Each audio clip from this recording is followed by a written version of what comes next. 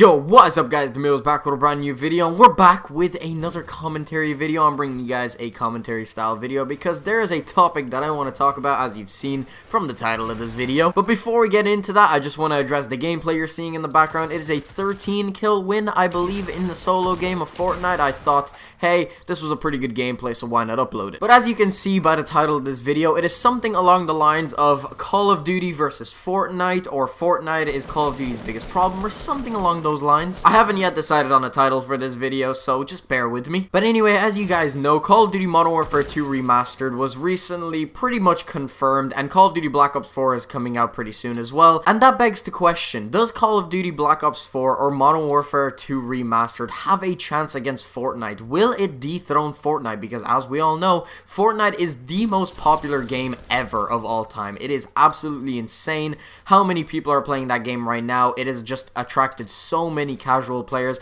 and professional players to the game, and it has done so well over the past few months. So with all of Fortnite's success, it really begs the question of whether or not it can actually be dethroned, whether or not a game can actually surpass it. Because if you think about it, Fortnite is a completely free-to-play game, so any games that actually do have a price point to be played, will they be able to compete with Fortnite? That is a question that I've been asking myself all day today. I really wanted to make this video because I've been thinking about this for a little bit, and I want to share with you guys my opinions and maybe some facts. So let's ask ourselves the first question. If Call of Duty Black Ops 4 or Modern Warfare 2 Remaster comes out, will it dethrone Fortnite? Will it actually have more players playing it than Fortnite? And straight up, I'm going to answer that question, and I'm going to say no. I don't think that Call of Duty will ever release a game that is actually going to beat Fortnite. And before we go on with this video, I just want to address that this is not a hate video towards Call of Duty. I want to see Call of Duty succeed. I've been with the franchise ever since Modern Warfare 2, so I absolutely love Call of Duty. I play it to this day, and I just wanted to bring up some sort of discussion. I want to give you guys my reasonings for why I think that Call of Duty does not stand a chance against Fortnite in its current position. The first point I want to bring up is that Call of Duty is a game that is released every single year, and to play the most recent one, you have to dish out another $60 for the new game when it comes out. And since there are so many games released every single year, this kind of fragments the community, and not everybody is playing the same game. Whether it would be because the new game sucks, or a lot of people just simply don't have the money to dish out every single year to play this game. Because you gotta think,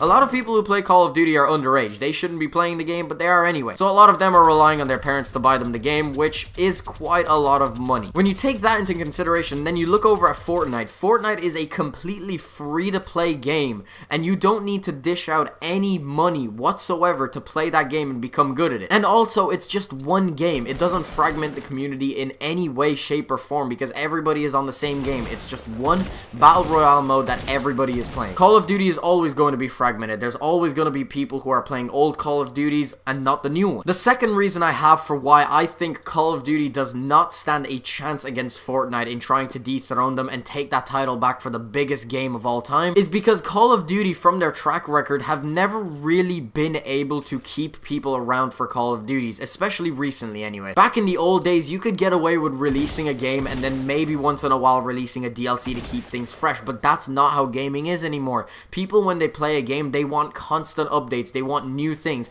and Fortnite excels in this. They do this so well, adding things every single week, whether it would be skins, new game modes, new weapons. They are always keeping this game fresh, and they are free. You don't have to pay money for these things. While with Call of Duty, from looking at experience, whenever they do add something new to the game, it's most likely paid content, or content that you can achieve faster by paying. One example of this for Call of Duty is DLC, where they release 4 DLCs throughout the year, and the cheapest you can get them is if you dish out $50 for a season pass. So on top of having to buy the game for $60 straight up, you also have to dish out a shit ton of money for the season pass, or you're going to have to buy the DLCs separately for $15 each. Over time, it adds up to a lot of money, and in reality, the DLC really isn't worth that much money. And Call of Duty only releases these DLCs every few months, while Fortnite, they release something new every single week to keep the game fresh. If Call of Duty ever does add something new to the game, it's most likely paid, especially with supply drop weapons. You can make the argument that Call of Duty does try and keep things fresh by adding in new weapons,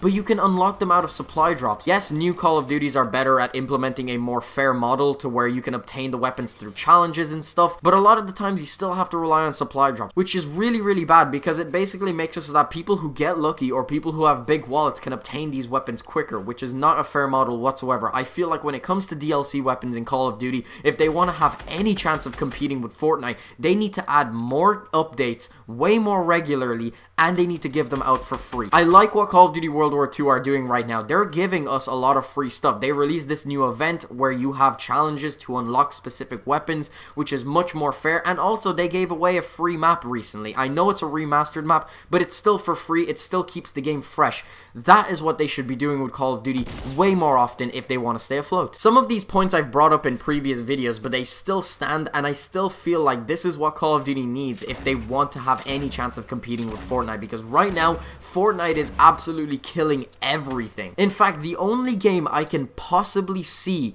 actually competing with Fortnite is Red Dead Redemption 2, which is coming out in October, I believe. Now, I'm not going to bullshit. I'm not a Red Dead Redemption player. I never played the first one, and I'm not going to be playing the second one unless I manage to dish out the money to buy the second one. But that game is incredibly hyped up, and people know that Red Dead Redemption 2 is going to be a complete masterpiece from what I've heard. Realistically, that is the only game I see competing with Fortnite. In fact, I'm actually going to go out on a limb and say that Red Dead Redemption 2 is probably going to surpass Call of Duty in sales this year. The only time in Call of Duty history where they have been beaten in sales was when GTA 5 came out. That was the 1 year that Call of Duty actually lost the sales game. Call of Duty did come second and GTA 5 came first, but I honestly feel like history is going to repeat itself, and Red Dead Redemption 2 is going to come out and it's going to beat Call of Duty in sales. Another reason why I think Call of Duty is most likely not going to succeed against Fortnite is that Fortnite is such a beautiful game to look at. The colors pop so much,